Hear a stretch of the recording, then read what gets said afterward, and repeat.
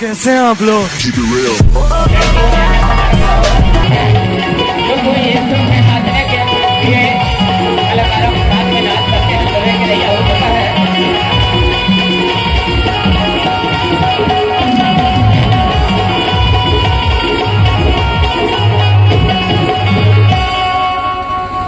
Hello, लीजिए आपकी चाहत पर यह गीत प्रस्तुत करने जा रहा हूँ, क्योंकि समय भी नहीं है, लेकिन मैं आपकी चाहत पर यह गीत को प्रस्तुत करने जा रहा हूँ। हे शिव के लाडले सपूत रे बनवाना जगाए डार रे, हे शिव के लाडले सपूत रे बनवाना जगाए डार रे, बनवाना जगाए डारा, बनवाना जगाए डारा, बनवाना जगाए डारा रे, बनवाना जगाए डारा, बनवाना जगाए डारा, बनवाना जगाए डारा रे।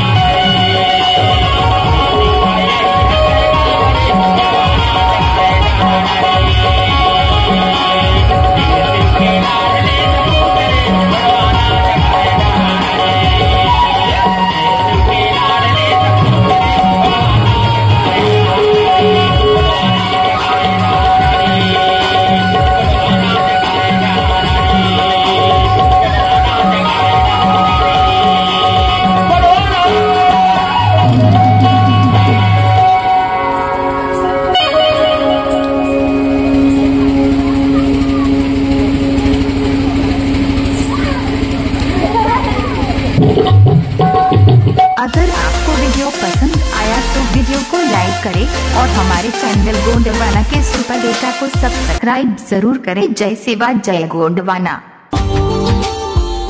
Subscribe now and press the bell icon. Never miss